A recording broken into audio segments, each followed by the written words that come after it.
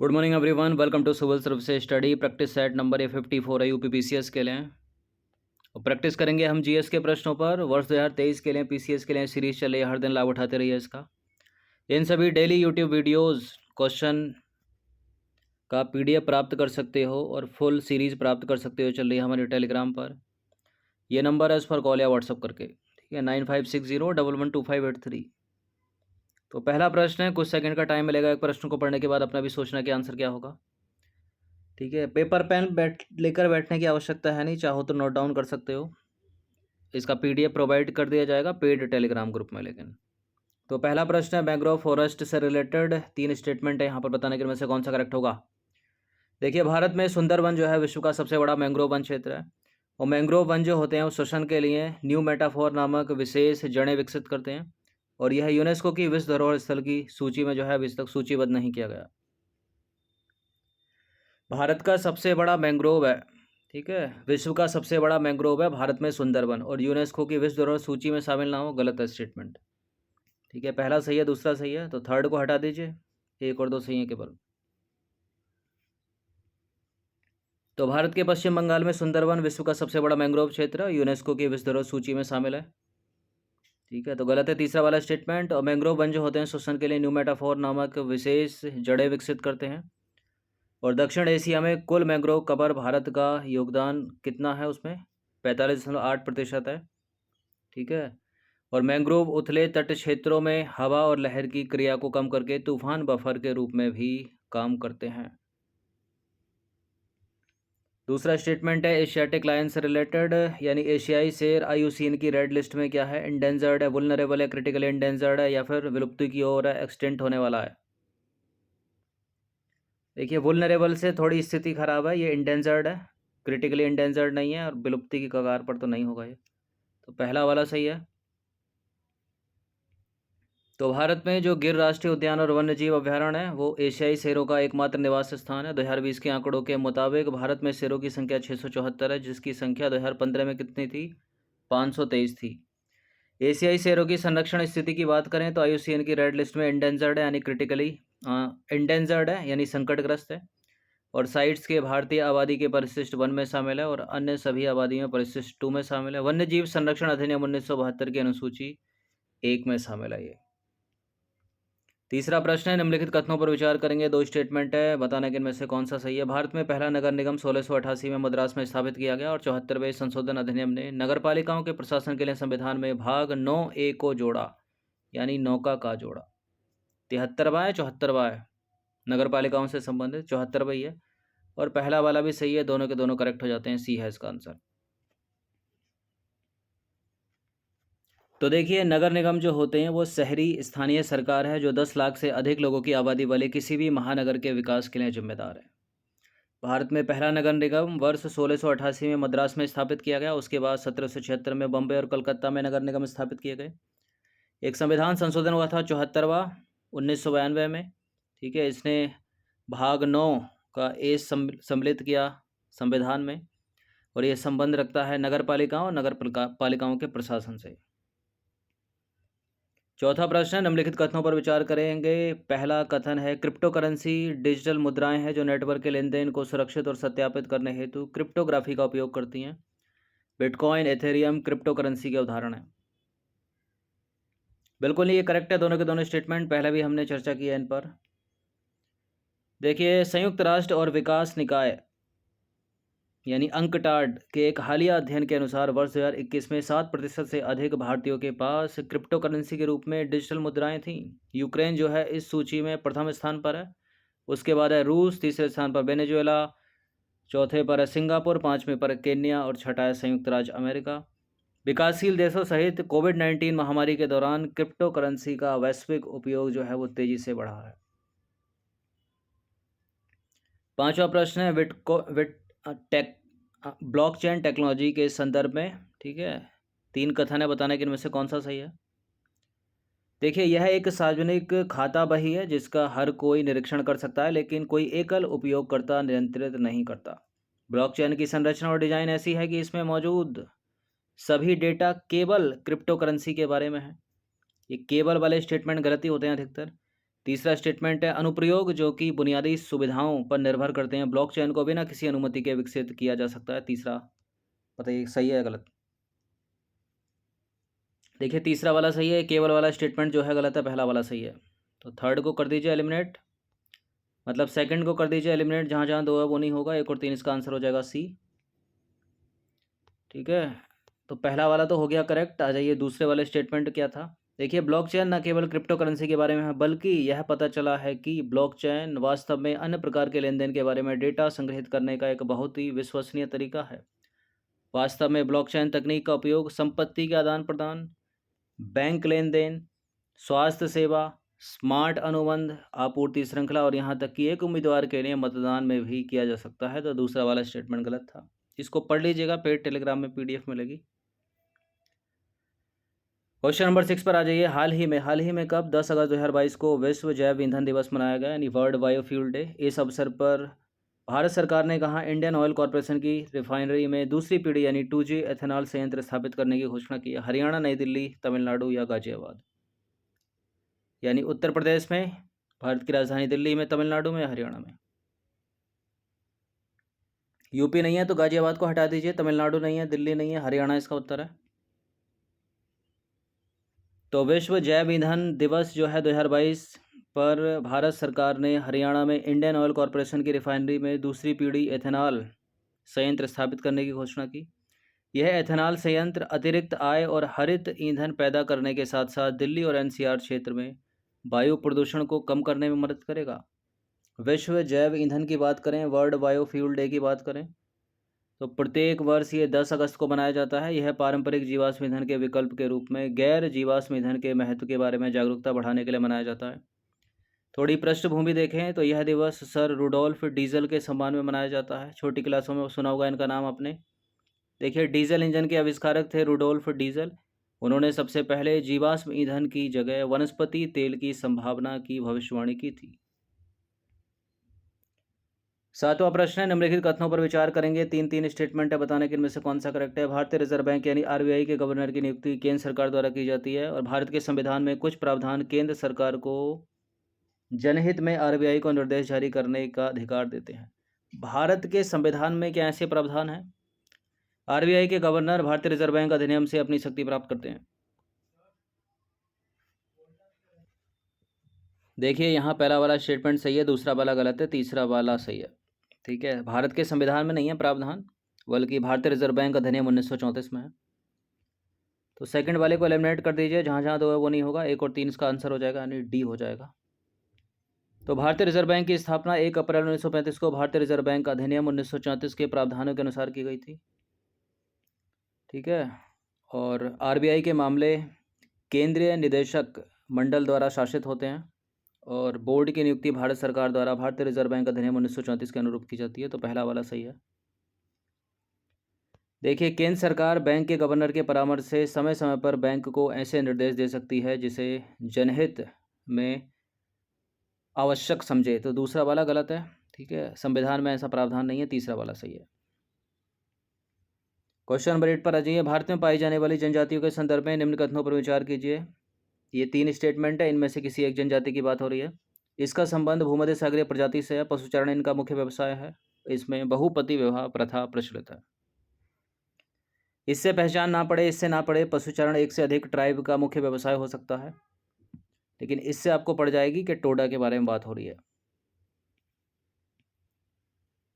तो ये सारी की सारी विशेषताएं नीलगिरी पहाड़ियों पर निवास करने वाली टोडा ट्राइब के बारे में है। इसका संबंध भूमध्य सागरीय प्रजाति से है, मुख्य व्यवसाय पशुचारण है और बहुपति विवाह का प्रचलन है इसमें। क्वेश्चन नंबर 9 पर आ जाइए। निम्न कथनों पर विचार कीजिए। पहला स्टेटमेंट है, संथाल जनजाति के लोग अपनी उत्पत्ति रावण से मानते हैं और यह जनजाति तमिलनाडु में पाई जाती है। संथाल नहीं, कोरकू जनजाति के लोग अपनी उत्पत्ति रावण से मानते हैं, मध्य प्रदेश में पाई जाती है। गलत है, दोनों के दोनों स्टेटमेंट, डी है इसका आंसर। तो कोरकू जनजाति के लोग जो है अपनी उत्पत्ति रावण से मानते हैं, मध्य प्रदेश में पाई जाती है कोरकू जनजाति। कोरकू लोगों का मानना है कि एक समय रावण उस स्थान पर आया और यहाँ किसी भी मानव को ना देखकर दुखी हुआ वो अत्यंत।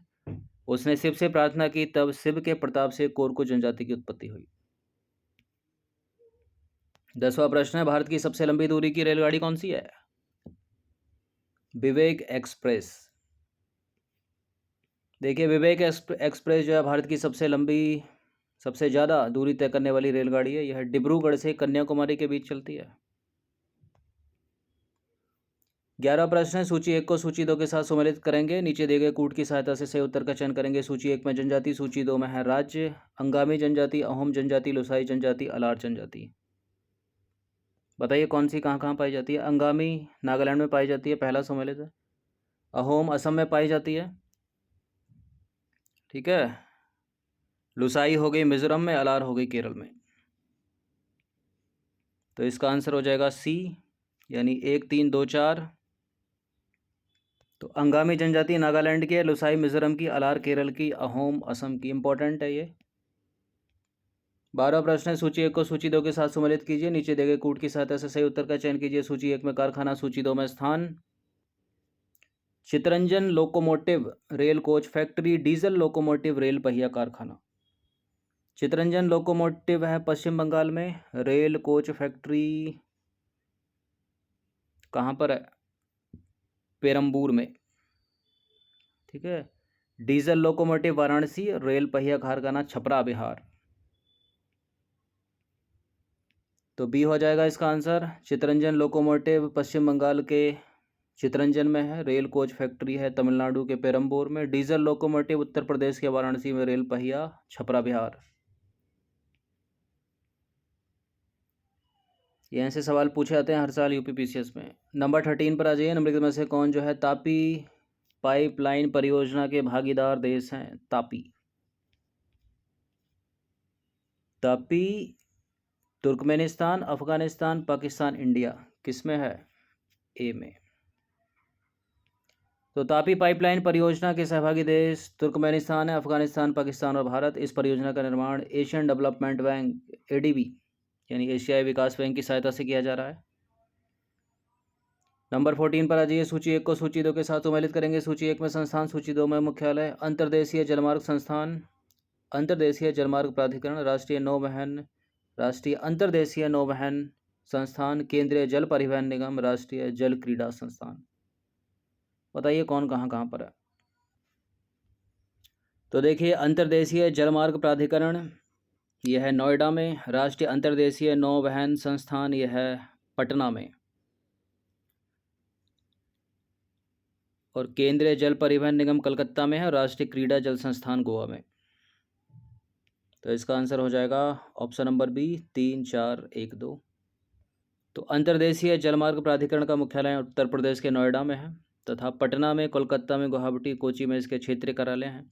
राष्ट्रीय अंतर्देशीय नौवहन संस्थान पटना में और केंद्रीय जल परिवहन निगम का मुख्यालय है कोलकाता में और राष्ट्रीय जल क्रीड़ा संस्थान है गोवा में। ठीक है, यही क्रम है ना।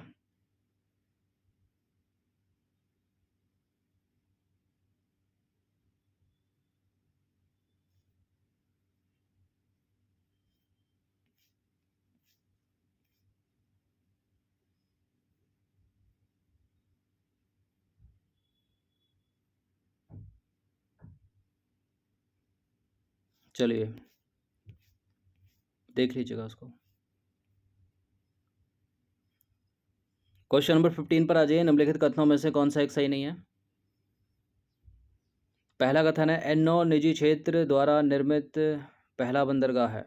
ठीक है, मुंबई सबसे बड़ा प्राकृतिक बंदरगाह है। और तूतीकोरिन बंदरगाह को पूर्व का वेनिस कहा जाता है। मुर्मुगांव बंदरगाह जुआरी नदी पर स्थित है। प्राकृतिक बंदरगाह है। देखिए पहला सही है, दूसरा सही है, चौथा सही है, तीसरा वाला गलत है। तूतीकोरिन बंदरगाह को पूर्व का वेनिस नहीं कहा जाता। पूर्व का वेनिस कहा जाता है कोचीन को। ठीक है, कोचीन एक प्राकृतिक बंदरगाह है। इसे अरब सागर की रानी और पूर्व का वेनिस कहा जाता है। यह केरल के मालाबार तट के बेम्बनाद झील में अवस्थित वेलिंगटन द्वीप पर स्थित है। नंबर 16 पर अजय भारत में अधिकांश कोयला क्षेत्र डैश प्रकार का है। देखिए भारत में कोयला जो है खराब प्रकार का कोयला है, मतलब वो कोयला बिटुमिनस प्रकार का है। ठीक है, अच्छी किस्म का कोयला नहीं है। तो भारत में अधिकांश कोयला बिटुमिनस प्रकार का है। भारत में पाया जाने वाला जो कोयला है वो अच्छी किस्म का नहीं है। भारत में अधिकांश कोयले के निक्षेप हैं निम्न गोंडवाना समूह के क्षेत्रों में। नंबर 17 पर आ जाइए। सूची 1 को सूची 2 के साथ सम्मिलित कीजिए। नीचे दिए गए कूट के साथ ऐसे सही उत्तर का चयन कीजिए। सूची 1 में जनजाति, सूची 2 में कहाँ निवास करती हैं वो? सहरिया जनजाति, बेगाज जनजाति, डाफर जनजाति, पनियान जनजाति। सहरिया जनजाति है राजस्थान की, बेगाज जनजाति है मध्य प्रदेश की, डाफर जनजाति है गुजरात की, पनियान है कर्नाटक। तो ए का 4, बी का 4,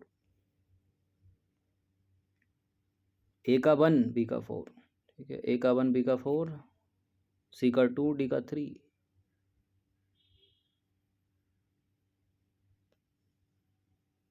सी होगा ना फिर। तो सहरिया जनजाति राजस्थान की, डाफर गुजरात की, बैगाज मध्य प्रदेश, पनियान जनजाति कर्नाटक। नंबर 18 पर आ जाइए। गोंडवाना कोयला क्षेत्र नहीं पाया जाता। दामोदर नदी घाटी, सोन नदी घाटी मेघालय में, महानदी घाटी और वर्धा गोदावरी नदी घाटी में। दामोदर नदी घाटी में पाया जाता है, सोन नदी घाटी में पाया जाता है, महानदी घाटी और वर्धा दामोदर घाटी में पाया जाता है, मेघालय में नहीं है। देखिए, भारत में कोयले के जो भंडार हैं वो 2 भूगर्भिक समूह में पाए जाते हैं, निम्न गोंडवाना समूह और टर्शरी समूह। जो निम्न गोंडवाना समूह है 20 करोड़ साल पुराना है और जो टर्शरी समूह है 5.5 करोड़ वर्ष पुराना है वो। देश के लगभग 96% कोयला भंडार जो है वो निम्न गोंडवाना समूह में है और गोंडवाना कोयला क्षेत्र जो है वो 4 नदी घाटियों में है। कहाँ कहाँ? दामोदर नदी घाटी, याद रखिएगा इनको, मोस्ट इंपॉर्टेंट है। सोन नदी घाटी, महानदी घाटी और वर्धा गोदावरी नदी घाटी। जो टर्शरी कोयला क्षेत्र है वो असम में, अरुणाचल प्रदेश में, मेघालय में और नागालैंड में पाया जाता है। क्वेश्चन नंबर 18 पर आ जाइए। निम्नलिखित में से कोई एक जो है सही सम्मिलित नहीं है। यह है तेल परिष्करणशाला और यह है राज्य तातीपाका आंध्र प्रदेश, बीना मध्य प्रदेश, मनाली तमिलनाडु, नुमालीगढ़ त्रिपुरा।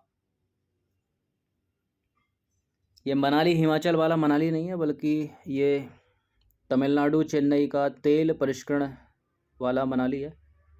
तो करेक्ट है ये। बीना मध्य प्रदेश करेक्ट है, तातीपाका आंध्र प्रदेश करेक्ट है, नुमालीगढ़ असम में है, त्रिपुरा में नहीं है और यूपी पीसीएस में कई बार पूछा है मैच करने के लिए। क्वेश्चन नंबर 19 पर आ जाइए। लौह अयस्क के भंडार के संदर्भ में निम्न कथनों पर विचार कीजिए। उच्च कोटि के लौह अयस्क गोंडवाना सेल समूह में पाया जाता है। भारत में उच्च कोटि के लौह अयस्क के भंडार प्रायद्वीप भारत तक सीमित हैं।